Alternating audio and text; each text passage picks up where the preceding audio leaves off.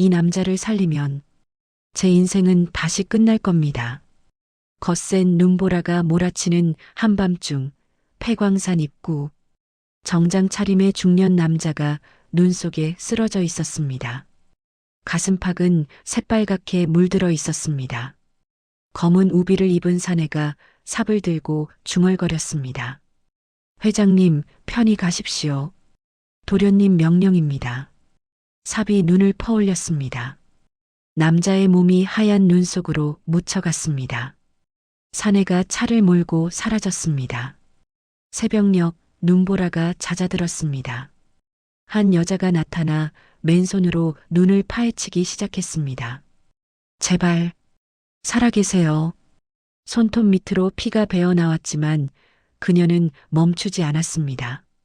마침내 눈 속에서 남자의 손이 드러났습니다. 여자는 알고 있었습니다.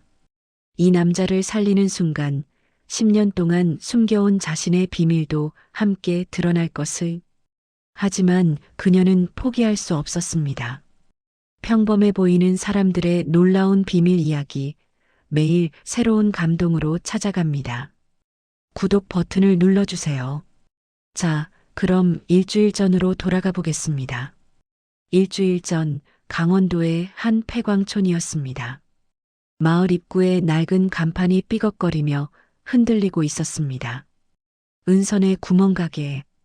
가게 안 최은서가 먼지 쌓인 선반을 닦고 있었습니다.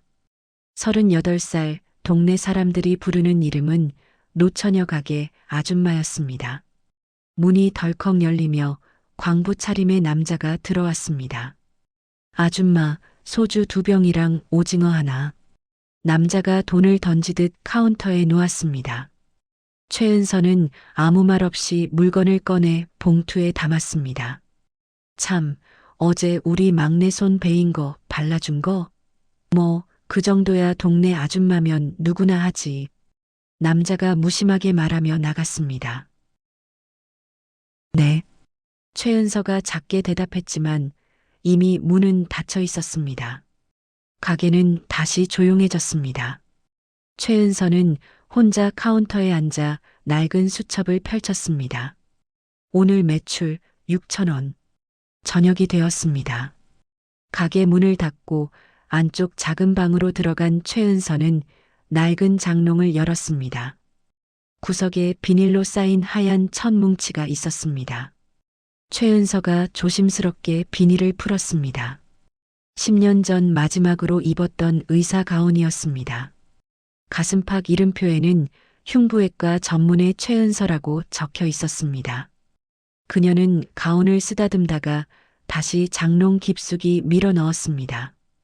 그때 밖에서 고함 소리가 들렸습니다. 아줌마, 아줌마. 최은서가 급히 밖으로 나갔습니다.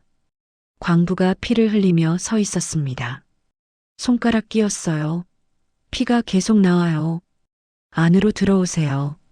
최은서는 침착하게 광부를 앉히고 구급상자를 꺼냈습니다. 상처를 살폈습니다. 뼈는 괜찮았습니다. 가만히 계세요. 그녀의 손놀림은 정확했습니다. 소독, 지혈, 붕대 감기. 3분 만에 끝났습니다. 와, 아줌마 손 되게 빠르네요. 어디서 배웠어요? 텔레비전에서 봤어요. 최은서가 애매하게 웃었습니다. 그래도 고마워요. 얼마 드려요? 아니에요, 괜찮아요. 광부가 나갔습니다. 최은서는 혼자 남아 피 묻은 거즈를 치웠습니다. 이것이 최은서의 일상이었습니다. 밤이 깊었습니다. 작은 방에서 라면을 끓여 먹는 최은서. 텔레비전도 없는 방에서 라디오만 지직거렸습니다. 혼자 먹는 저녁, 혼자 보내는 밤. 아무도 그녀의 과거를 물어보지 않았고 그녀도 말하지 않았습니다. 폐광촌의 밤은 그렇게 조용히 깊어가고 있었습니다. 사흘 후 폐광촌 외곽의 고급 별장이었습니다. 검은 세단이 별장 앞에 멈춰 섰습니다. 뒷좌석에서 박재훈이 내렸습니다. 바이오젠 회장, 52살이었습니다. 아버지, 제가 짐 들어드릴게요.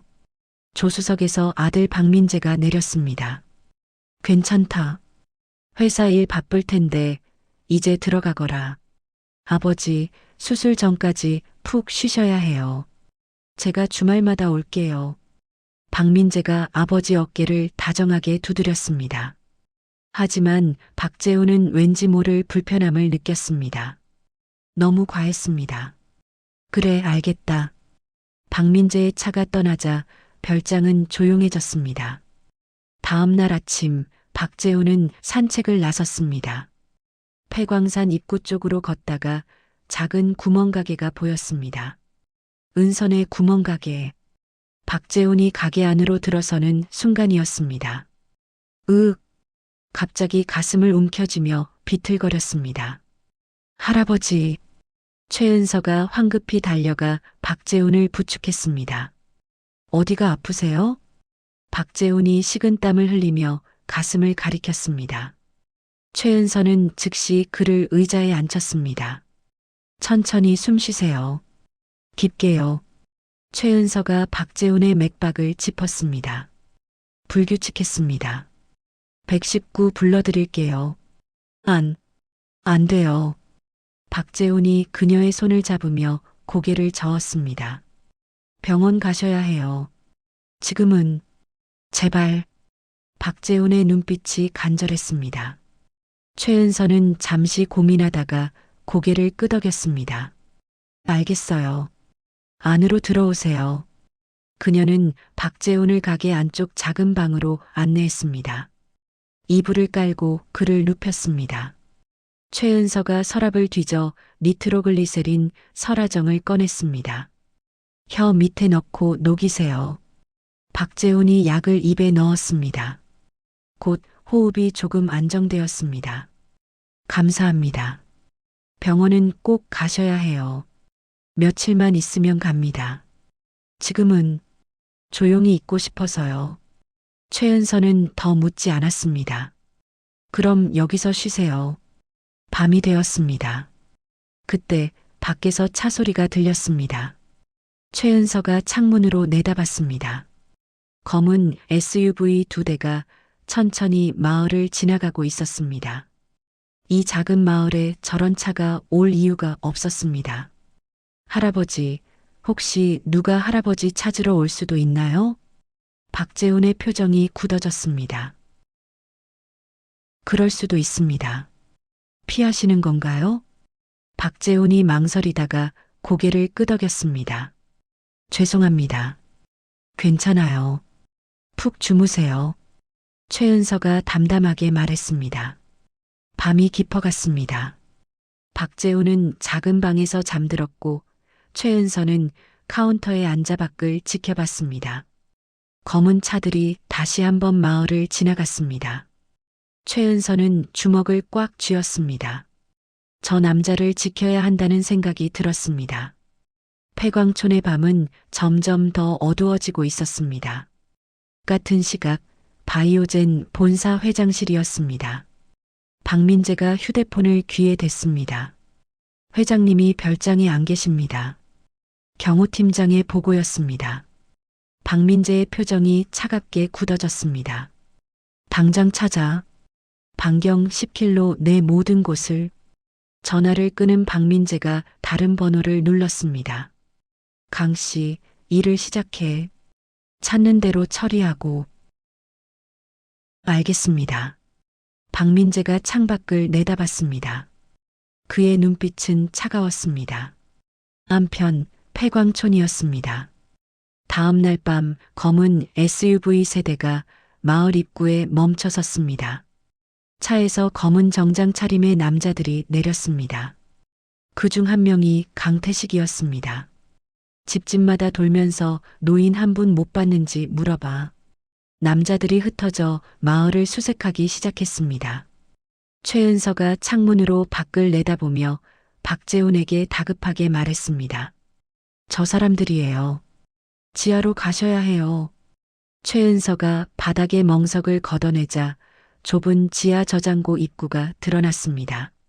절대 나오시면 안 돼요. 박재훈이 계단을 내려갔습니다. 최은서가 문을 닫고 다시 멍석을 덮었습니다. 그리고 급히 머리를 헝클고 옷을 흐트러뜨렸습니다. 똑똑똑. 가게 문을 두드리는 소리가 들렸습니다. 최은서가 문을 열었습니다. 강태식과 부하 2명이 서 있었습니다. 혹시 이 근처에서 정장 입은 노인분 못 보셨나요? 최은서가 멍한 표정으로 강태식을 쳐다봤습니다. 남자? 무슨 남자? 정장 입은 분이요. 키가. 최은서가 갑자기 실실 웃기 시작했습니다. 히히, 아저씨들 우리 엄마 보러 왔어요? 엄마는 산신령님이 데려갔어요. 강태식의 눈빛이 날카로워졌습니다. 부하가 가게 안으로 들어와 살폈습니다. 뭐 이상한 거 없나? 부하가 멍석 위를 밟았습니다. 최은서의 심장이 쿵쾅거렸습니다. 아무것도 없습니다. 저 여자도 정신이. 강태식이 최은서를 한 번 더 쳐다봤습니다. 최은서는 계속 실실 웃으며 침을 흘렸습니다. 가자. 강태식 일행이 나갔습니다. 최은서는 문을 닫자마자 바닥에 주저앉았습니다. 손이 부들부들 떨렸습니다. 한참 후 차 소리가 멀어지자 최은서가 멍석을 걷어냈습니다. 나오세요. 박재훈이 창백한 얼굴로 올라왔습니다. 고맙습니다. 조용히 계세요. 아직 안전하지 않아요. 최은서가 창밖을 경계하며 말했습니다. 밖에서는 강태식이 차에 올라타고 있었습니다. 하지만 그의 눈빛은 여전히 의심으로 가득했습니다. 그 여자 가게 다시 확인해 봐야겠어. 폐광촌의 밤은 점점 더 위험해지고 있었습니다. 이틀 후 새벽 가게 밖에서 발소리가 들렸습니다. 최은서가 창문으로 내다봤습니다. 강태식이 혼자 서 있었습니다. 저장고로요. 최은서가 재빨리 박재훈을 일으켰습니다. 멍석을 걷어내고 저장고 문을 열었습니다. 소리 내시면 안 돼요. 박재훈이 내려가자 최은서가 문을 닫고 멍석을 덮었습니다. 그리고 급히 머리를 헝클었습니다. 똑똑똑. 문 두드리는 소리가 강해졌습니다. 최은서가 문을 열었습니다. 누구세요? 다시 확인하러 왔어요. 강태식이 최은서를 밀치고 안으로 들어왔습니다. 왜 이래요? 강태식이 가게 안을 둘러보고 안방으로 들어갔습니다. 최은서가 뒤따라 들어가며 웃었습니다. 히히, 구경하러 왔어요? 강태식이 방바닥을 밟아봤습니다. 쿵쿵. 속이 빈 소리가 났습니다. 이 밑에 뭐가 있어요? 저장고예요. 김치 넣어두는데. 열어봐요. 싫은데요. 강태식이 직접 멍석을 걷어냈습니다. 저장고 문이 드러났습니다. 아저씨, 배고파요. 최은서가 강태식의 팔을 잡아당겼습니다. 나요. 강태식이 최은서를 밀쳤습니다. 최은서가 벽에 부딪혀 바닥에 쓰러졌습니다. 강태식이 저장고 문을 열고 손전등을 비췄습니다. 김치독과 채소 상자들만 보였습니다. 강태식이 계단을 내려가 살폈습니다. 하지만 사람은 보이지 않았습니다. 박재훈은 김치독 뒤 작은 벽감 속에 웅크리고 있었습니다. 채소 상자가 입구를 막고 있었습니다. 강태식이 올라왔습니다. 최은서는 바닥에 주저앉아 코피를 흘리고 있었습니다. 미친년. 강태식이 나가려다 멈춰 섰습니다. 테이블 위 컵 2개가 보였습니다. 강태식이 컵을 만져봤습니다. 따뜻했습니다. 당신 혼자 사는 거 아니에요? 엄마 컵이에요. 강태식이 최은서를 노려봤습니다. 노인 어디 있어요? 몰라요. 최은서가 소리쳤습니다. 강태식이 한숨을 쉬고 밖으로 나갔습니다. 최은서는 문을 잠그고 바닥에 주저앉았습니다. 온몸이 떨렸습니다.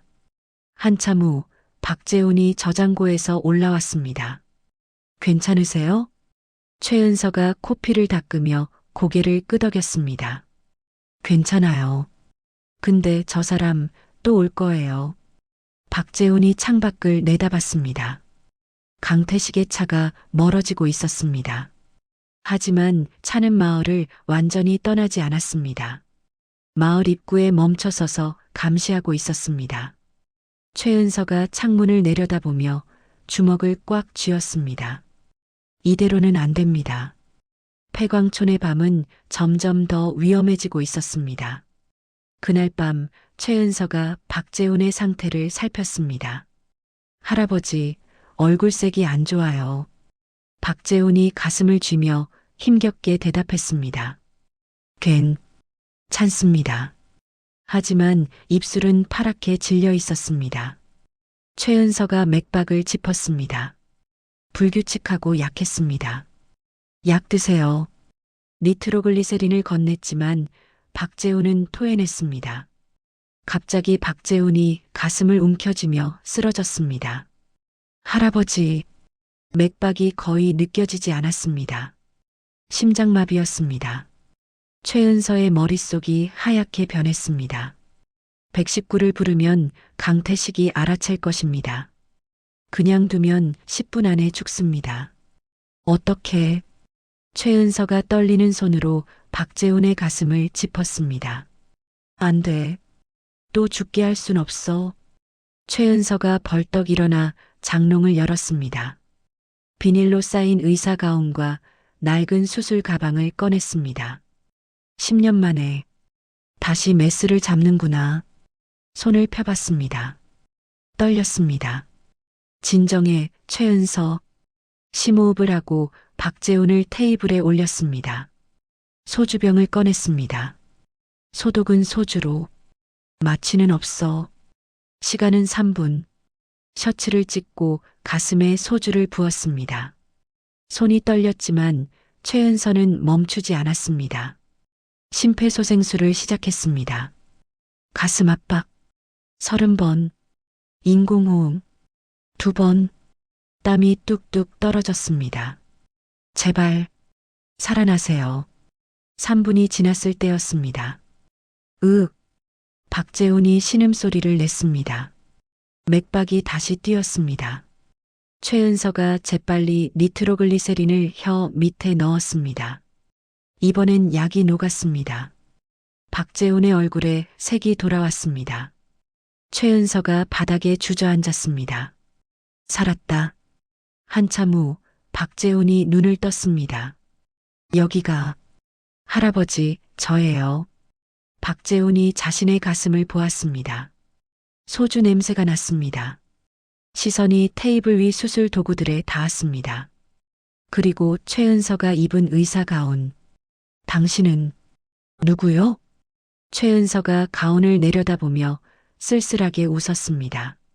거짓말했어요. 뭐가? 저 10년 전까지 의사였어요. 흉부외과 전문의, 심장 전문의였어요. 박재훈의 눈이 커졌습니다. 의사였다고? 10년 동안 메스 안 잡았어요. 손이 떨릴 줄 알았는데 최은서가 자신의 손을 봤습니다. 더 이상 떨리지 않았습니다. 박재훈이 최은서의 손을 잡았습니다.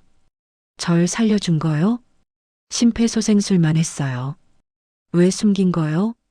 최은서가 고개를 저었습니다. 나중에 말씀드릴게요. 지금은 쉬세요. 하지만 할아버지, 이제 제 인생은 다시 끝날 거예요. 무면허 의료행위니까요. 뭐라고? 면허 없어요. 10년 전에 박탈당했어요. 박재훈이 충격받은 표정을 지었습니다. 밖에서 차 소리가 들렸습니다. 최은서가 창문으로 다가갔습니다. 강태식의 차였습니다. 또 왔어요. 할아버지, 여기선 안 돼요. 움직여야 해요. 어디로? 폐광산이요. 박재훈이 고개를 끄덕였습니다. 최은서가 박재훈을 부축해 일으켰습니다. 이제 그들은 단순한 구조자와 피구조자가 아니었습니다. 생명을 나눈 사람들이었습니다. 폐광촌의 밤, 두 사람의 도주가 시작되려 하고 있었습니다.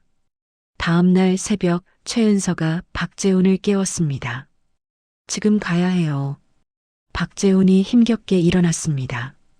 최은서가 배낭에 물과 약을 챙기고 박재훈을 부축했습니다. 두 사람이 가게 뒷문으로 나와 산길을 올랐습니다. 새벽 안개가 자욱했습니다. 그때 뒤에서 차 소리가 들렸습니다. 최은서가 뒤돌아봤습니다. 검은 SUV가 마을로 들어오고 있었습니다. 빨리요. 두 사람이 달렸습니다. 마침내 폐광 입구가 보였습니다. 녹슨 철문이 반쯤 열려 있었습니다. 안으로 어두운 갱도였습니다. 손전등을 켜고 깊숙이 들어갔습니다. 갱도 깊은 곳, 옛날 광부들이 쉬던 작은 공간이 나왔습니다. 여기서 잠깐. 그때 입구 쪽에서 목소리가 들렸습니다. 여기 발자국 있어. 강태식이었습니다. 최은서가 박재훈을 더 깊은 갱도로 밀어 넣었습니다. 손전등 불빛이 다가왔습니다. 최은서가 박재훈을 작은 틈새로 밀어넣고 자신도 숨었습니다.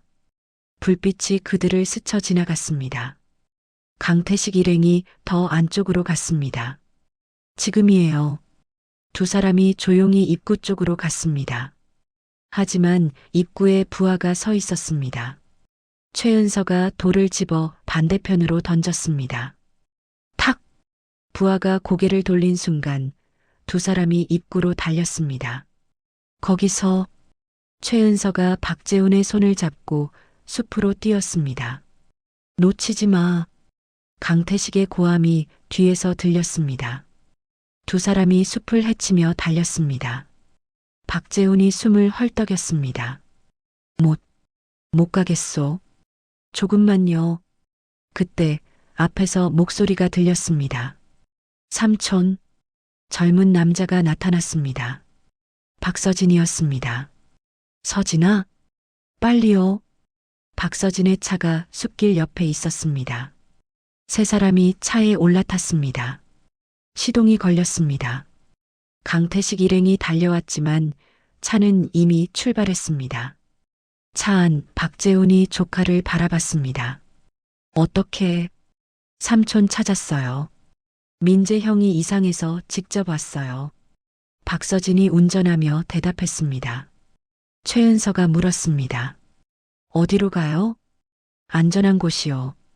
차는 도시 외곽으로 향했습니다. 뒤에서 강태식의 차가 추격했지만 놓쳤습니다. 강태식이 휴대폰을 꺼냈습니다. 도련님, 놓쳤습니다. 뭐라고? 내가 직접 나서겠어. 박민재의 차가운 목소리였습니다. 전화가 끊어졌습니다. 한편 박서진의 차는 한적한 별장 앞에 멈춰 섰습니다. 세 사람이 안으로 들어갔습니다. 박재훈이 소파에 앉으며 한숨을 내쉬었습니다. 서진아, 고맙다. 박서진이 최은서를 보며 고개를 끄덕였습니다. 은서 씨, 고생 많으셨어요. 최은서가 창밖을 내다보며 말했습니다. 아직 안 끝났어요. 저 사람들 포기 안 할 거예요. 박재훈이 주먹을 꽉 쥐었습니다. 폐광촌에서의 도주는 끝났지만 진짜 싸움은 이제 시작이었습니다. 별장, 다음 날 아침이었습니다. 박재훈이 주머니에서 작은 USB를 꺼냈습니다. 이 안에 민재의 모든 범죄 기록이 들어있어. 박서진이 USB를 노트북에 꽂았습니다. 파일들이 열렸습니다. 최은서가 화면을 보다가 멈춰 섰습니다. 한 파일 이름 강은희 수술 기록 조작. 이건 최은서의 얼굴이 창백해졌습니다. 파일을 열었습니다. 10년 전 수술 기록이었습니다. 환자 이름 강은희. 박재훈이 말했습니다. 제 아내요. 10년 전 심장 수술을 받았소. 최은서의 손이 떨렸습니다. 그때 제가 집도이였어요. 박재훈이 놀라며 최은서를 쳐다봤습니다. 최은서가 화면 속 문서를 읽었습니다. 수술은 성공. 하지만 수술 후 박민재가 어머니의 약물을 조작. 그리고 모든 책임을 최은서에게 뒤집어 씌웠습니다. 제 잘못이 아니었어요. 10년 동안의 죄책감이 거짓이었습니다. 박재훈이 최은서의 어깨를 잡았습니다. 어머니 유산 때문이었소. 민재는 그걸 독차지하려고. 그때 밖에서 차 소리가 들렸습니다. 검은 세단이 별장 앞에 멈춰 섰습니다. 박민재가 내렸습니다. 아버지. 박재훈이 주먹을 쥐고 밖으로 나갔습니다. 박민재가 아버지를 보며 웃었습니다. 고생 많으셨습니다. 박재훈이 주머니에서 녹음기를 꺼냈습니다. 민재야, 내 어머니 일 다 알고 있다. 박민재의 미소가 사라졌습니다. 강은희를 죽인 건 너였지? 박민재가 잠시 침묵했습니다. 네, 제가 했습니다. 박재훈의 눈에 눈물이 고였습니다. 왜? 유산 때문이요. 어머니가 살아있으면 회사 지분 절반이 어머니 거니까요.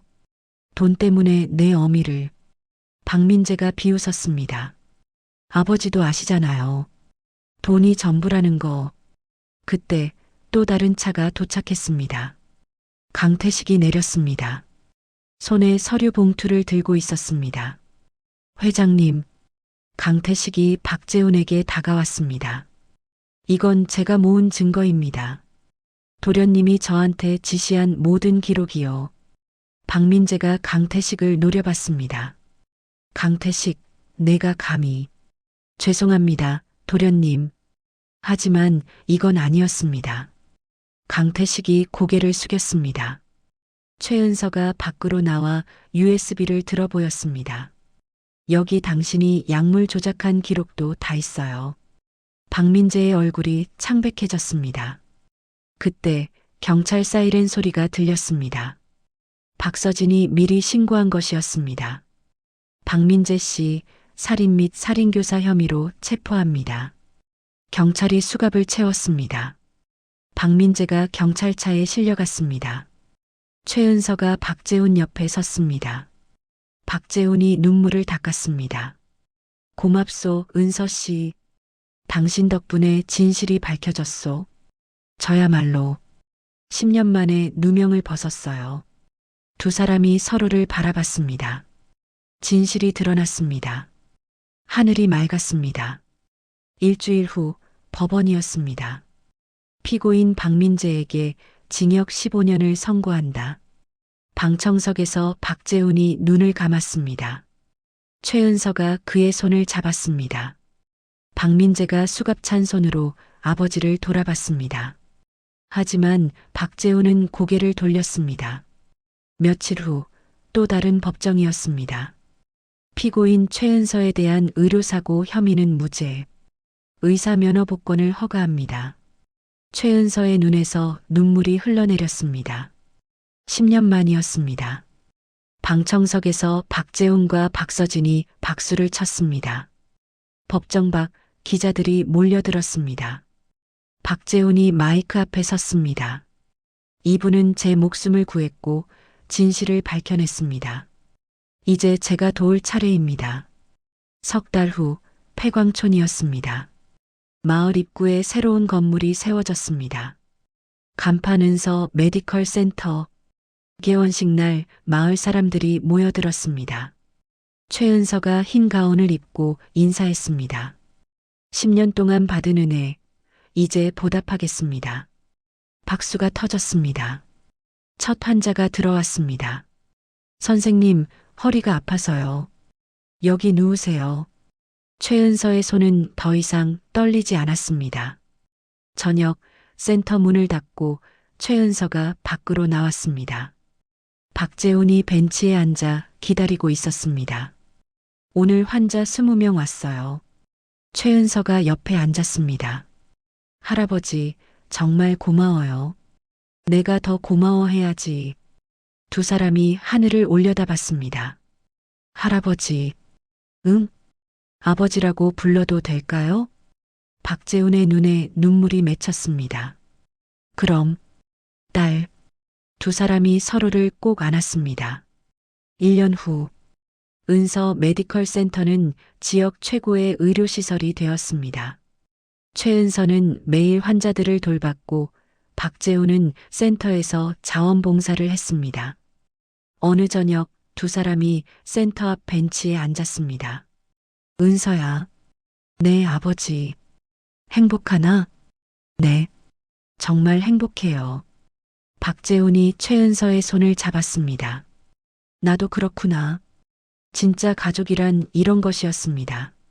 피가 아니라 마음으로 이어진 사람들. 폐광촌의 밤하늘에는 별이 가득했습니다. 두 사람의 미래도 그 별처럼 밝게 빛나고 있었습니다.